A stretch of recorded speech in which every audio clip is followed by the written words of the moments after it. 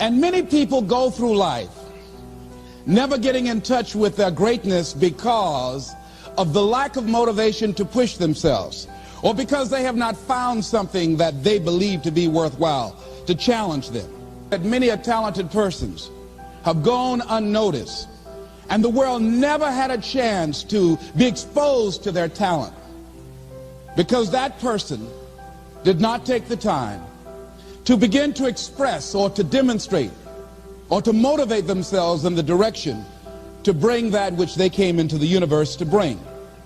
Many people will leave the universe without a trace. No one will know they were here. And in fact, under their name, we could put under there, not used up. Will anybody know that you came this way? What contribution are you giving? What will you leave? What will be different because you came this way? That life is our gift to us, that God has given us, and how we live our lives is our gift to God. What kind of gift are you formulating? Is this a gift that you like to take back and do something else before you turn it in? Think about that. What can we do? What are some of the keys that we can begin to use to motivate ourselves when our batteries run low? Because I don't care who you are, I don't care what you do, at some time you are going to get tired. At some time you're going to get in a rut. Seem like nothing you do works out right. And sometimes it just seems like you just don't have the wherewithal or the will to do anything. That sometimes you act like you're punch drunk. You're just wading through life, just doing time day in and day out, looking at non-discriminatory television, anything that's on, just looking. And depressed, feeling powerless, feeling useless, and bored. What do you do? How do you get yourself out of a rut? How do you, when you know you can do more than what you've been doing and you're not doing it and you're discontent with where you are, you get angry at yourself. How do you get out of that rut? How do you motivate yourself? One of the things that we must do is that we must be involved in working on achieving self-mastery. You must work on yourself continuously. Never be satisfied with yourself. Always know that as you invest the effort and time on you, that's the greatest ability that human beings have above animals. See, a dog can't be anything but a dog. Tree can't be anything but a tree. Human being, you've got unlimited potential. You can put effort on you, and by concentrating on you and developing you, you can transform your life wherever you are right now. So you want to work on yourself. You want to read books that inspire you and motivate you. You want to listen to tapes over and over and over again. And I suggest that you listen to tapes when you first get up in the morning. You want to control the spirit of your day. When you first wake up in the morning, your mind is operating at 10.5 wave cycles per second. That's when the subconscious mind is most impressionable. Whatever you hear in the first 20 minutes when you wake up, that will affect the spirit of your day. When you listen to tapes, listen with relaxed belief, believing that this can happen for you. And by listening to them, listen to them over and over and over again, and you will get a breakthrough. You can listen to the same tape for months, and all of a sudden you hear something you never heard before. It have a special meaning for you. Or read the same book over again, and you find some special insight. You said, I can't believe I didn't see that the first time. So you want to be involved in developing yourself. Most people won't do that.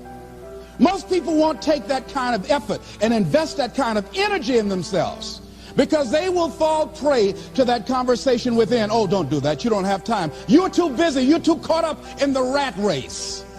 Most people won't do that. Well, they won't take time to go to lectures. They won't take time to go to seminars. They won't take time to go to classes to improve themselves. And as you continue to work on yourself, you will begin to expand your vision of yourself. You begin to work towards self-mastery, and you will begin to see it reflect itself in all the dimensions of your life: your mental life, your physical life, your social life, in your relationships, your monetary life. So concentrate on developing yourself, because if you don't, I guarantee you that you will make a settlement, and most people have, and most of us already have. What kind of settlement have you made with your life? Many of us are making in-life settlement. We're settling for less than what we actually deserve. We don't feel good about it, but we make it work in our minds. will come up with some kind of excuse to make it all right. What kind of settlement have you made with your life? Many of us settle for less than what we want out of relationships because we don't have the courage to change them. The next thing is, in order to begin to find some keys to self-motivation to drive yourself, in addition to working on yourself, and as you work on yourself, you feel good about yourself, and as you feel better about yourself, you treat yourself differently. Develop a health plan. See, you can't feel well and do well if you don't have good health.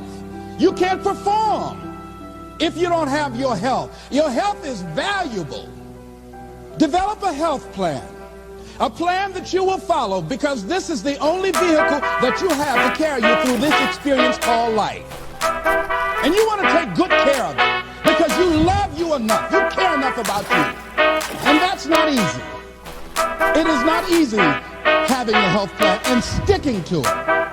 But you're worth it doing it again and again and again. Next thing is, as you take care of yourself, the next key is keys to motivation, to self-motivation. You want to live life with energy and passion. You want to make a conscious effort to be lively. See, in life, you either saying hello or goodbye. You either on the way or in the way. You want to be happy. You got a lot to be thankful for. But you watch some of the faces around you every day. And I tell you, some of these faces, they will put you in a depressed state of mind. So you want to avoid these kind of faces. When you see them coming, turn your head.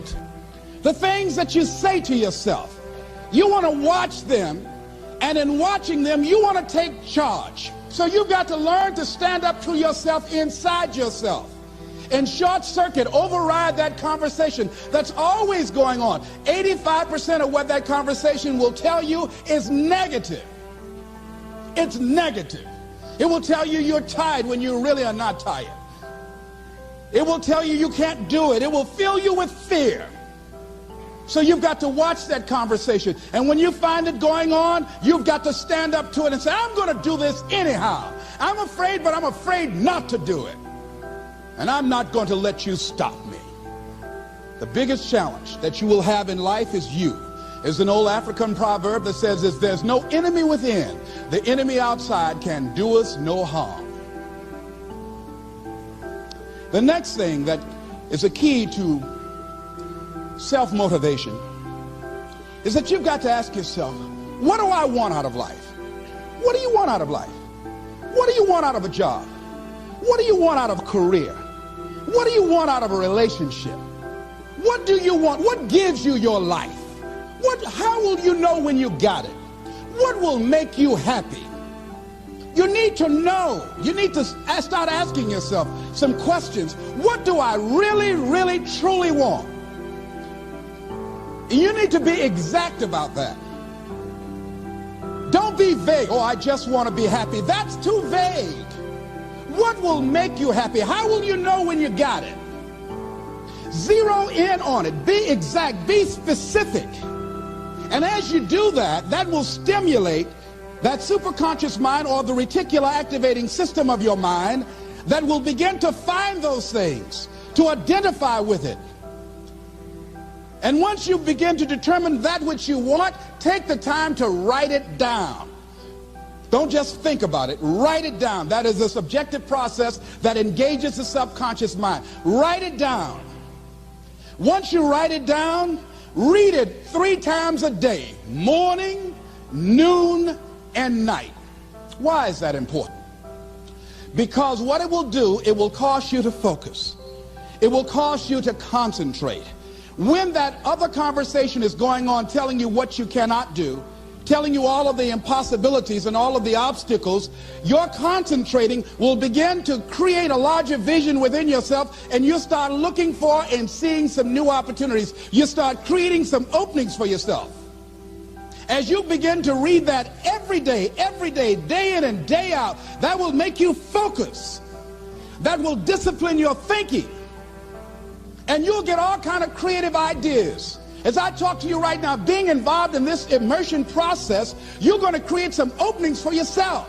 You're going to get some ideas. You're going to feel your adrenaline flowing, and you're going to think about something, some idea you had. You say, I want to go back and I'm going to look at that again from a different vantage point, not from the level of the problem or the obstacles that I encountered, but from a higher vantage point. Because what you will begin to see and to know as I talk to the higher consciousness within you, that you are powerful, that you are a miracle worker. And that inner conversation has conditioned you to believe that you are not.